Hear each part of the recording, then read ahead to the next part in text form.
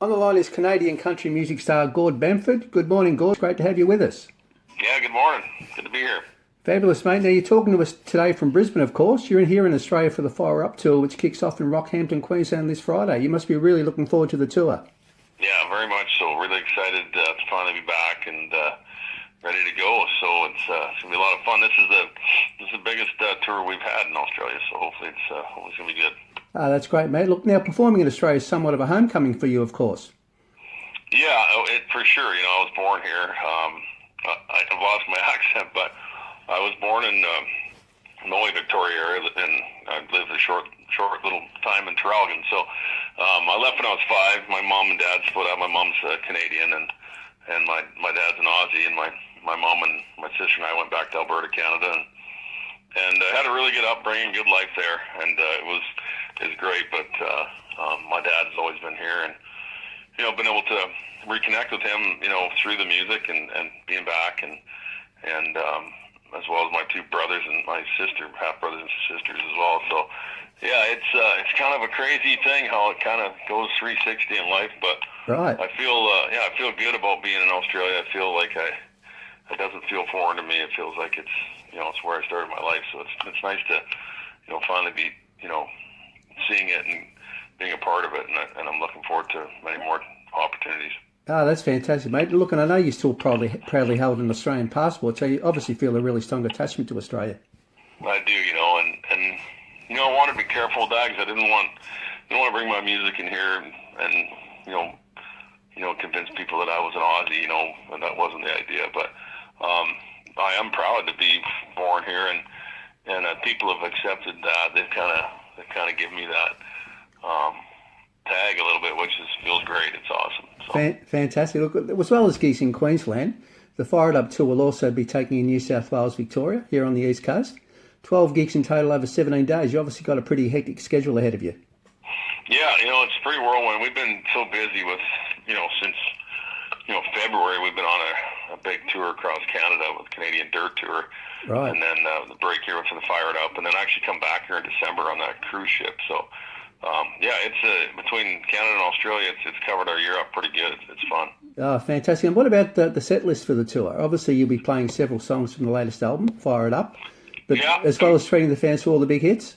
Yeah, I like to. I'm a fan of music, and I don't like going to shows where the artist is up there playing songs people haven't heard before. So we Right. kind of try to stick to familiar stuff, and try to do our research of what's popular here, and maybe mix the odd cover song in there, which we haven't played for a long time, and nothing really new. Like, try to stick to the stuff that people can relate to. I've always said, like, this is kind of starting ground floor up for me here. This is like how I built my career in Canada. But back when we play all these shows, our job is to sell beer for the buyers. Right. We're out there just trying to have a good time with everybody, and our show is really blue collar, like straight down the middle country music, and it's a lot of fun. Good musicians, and the Aussies, the fans here are pretty passionate about music. I've seen that since I've been. They don't come over here, and even more so than the Canadians. I think the most Right. passionate I've seen are the Aussies. So yeah, we just try to keep it fun and simple. Fantastic. And what about the backing band on the tour? Can you tell us a little bit about some of your backing band?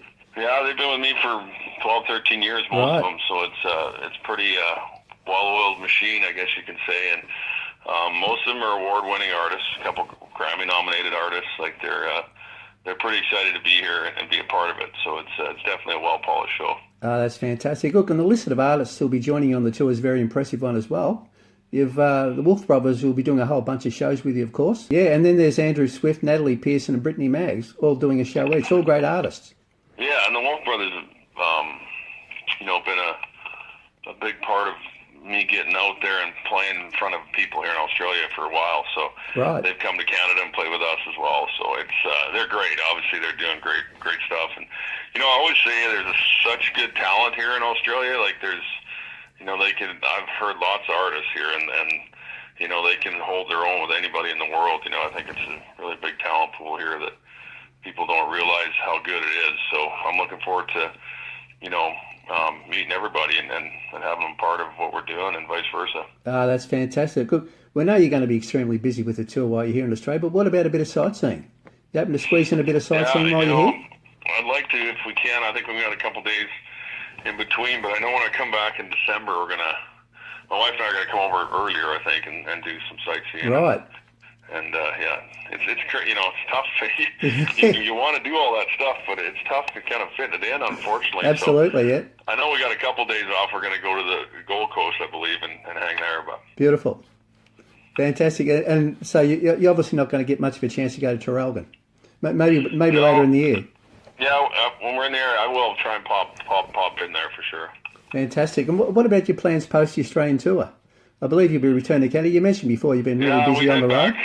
And we head back to Canada. We're playing until the end of the year. We go to right. Eastern Canada and the East Coast, and then back here. So yeah, we're pretty tied up. We got like 100 dates, in Canada this year. So we're 100. We're pretty busy. Yeah. That's incredible. You'll be looking for a holiday shortly. Yeah, it's a busy year, but we've all had a holiday the last couple of years. Yeah, well, that's right. Yeah. Fantastic. Look, you've released a new single here in Australia to coincide with Fire Up Tour, Hair of the Honky Tonk Dog. Yeah, which is, of course, a track on the album. Yeah, that's exclusive to the Aussies. That was one of my favorite songs, and it is on the Fired Up album, so it is out there. You can stream it and go find it. But when we're getting set to release a new song back in Canada, and it's called Canadian Dirt, so it's pretty territorial, and right. And we wanted a new one here for Australia. And actually, when I wrote that song, I was thinking Aussie all the way. So it was like when I played it for ABC and the management team here, they're like, "Yeah, that's the perfect one." So yeah, fantastic. It just come out, but it seems to be catching some fire, so that's good. Yeah, no, it's super catchy. We've been playing on our show all the time, mate. Great stuff. Oh, thanks. Fantastic. Look, in addition to all the smash hits and gold and platinum albums, you've racked up an incredible amount of awards in your career so far, and I'll go through them. 26 Canadian Country Music Association awards at last count, as well as 2 CMA awards for Global Artist of the Year. Wow. You must be really proud of what you've been able to achieve in your career so far. Yeah, I am. I've never been an awards guy. It's great to get them, but it's never been a big deal to me. It's more of a big deal to, they help you elevate your career, and if you take that and use it, it helps. But there's lots of people that could have won those awards. I was lucky enough to win them, but I'm more of a guy that builds a fan base, and how many people want to come watch your shows and buy your merchandise and the tickets is kind of the best award you can win. So yeah, it's nice to talk about all those things, and it's great, but it's not the end all and be all for me. Right. Look, if we can go back to the really early days of Gord Bamford's music career for a moment. We spoke about your early days in Traralgon, but I want to talk about the really early days in music. Yeah, look, right back to when you first started out in music. What are your memories of the really early days? Yeah, I started singing as a real young guy. I think the story is that I was singing before I could walk, is what I was told. But I never said in my mind, hey, I'm going to be a singer-songwriter. I really didn't know what I was going to be, and it kind of worked out that here I am, and I'm not going to complain. But in the 90s, I got into Alan Jackson and Garth Brooks and George Strait and Merle Haggard, like more of the older school country sound. Right. And I'm kind of stuck with that, and modeled it a bit into today's sounds, I guess. But I've always kind of just been really blue collar, down the middle, steak and potato type guy, type music that people can relate to and relate to the songs, and it's really worked well for me.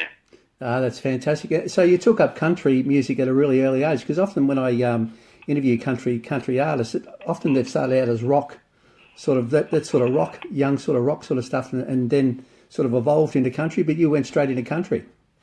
Yeah, no, I remember my dad used to tell me that, Kenny Rogers and Dolly Parton and Merle Haggard were playing over here when I was born, so that's what they would play, and they'd play that, and, there is a story out there at a Rod Stewart concert in Australia that I was apparently up on stage. I don't remember that, but that's a story I've heard. But yeah, music was always a part of my family. My parents really enjoy music, and it was always a part of me. And I played a lot of sports. I was into a lot of athletics, and really into baseball and hockey. I was maybe gonna go down that path, but really, when I finished high school, I had no clue what I was going to do. And I Right. came to Australia, actually. I came over here and tried to rekindle things with my dad and stayed for a bit and then went back. And I grew up on a farm, so I was doing a bunch of stuff like that. And then I just got a band together and started playing music. And, Right. we could play lots of places over there. And, kind of got in the right place at the right time. I cut a song from a Nashville songwriter that was a big producer, and he heard it and contacted me. It's kind of one of those stories where it just kind of, he took me under his wing and taught me how to write songs and play music. And Great. here we are today. Yeah, fantastic. So you could have been a sports star rather than a music star. Is that? Yeah, I did play a little ball when I come here. Oh, Out of okay. high school, I played on the Gold Coast for a little bit, but not long. But I love my sports and still do today. We're glad you chose music, mate. Yeah, You've made the thanks. right choice. Fantastic. Look, before we let you go, we also need to mention your wonderful charity work. Tell us a little bit about the Gord Bamford Charitable Foundation, when and why it was set up, and what its mission Yeah. is.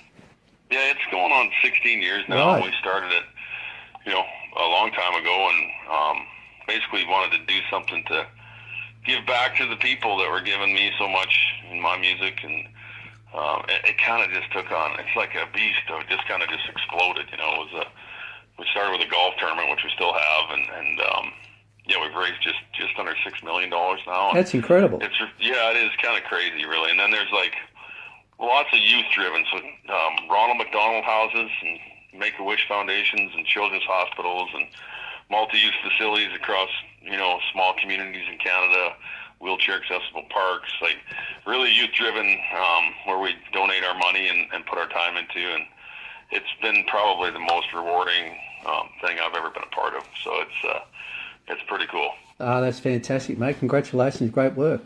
Yeah, Brilliant. Thanks so much. Look, thanks so much, Gord, for joining us today. It's been an absolute pleasure, mate. Yeah, thanks for having me. Look, and all the best for the Fire It Up tour. We cannot wait. Thanks a lot. Yeah, Appreciate and it. Gord Bamford Charitable Foundation, mate. Fantastic work. Good Thank luck you. with it all. Thanks a lot. We'll have to catch up again soon, Gord. Thanks, mate. All right. Cheers. See ya. Thanks. Bye.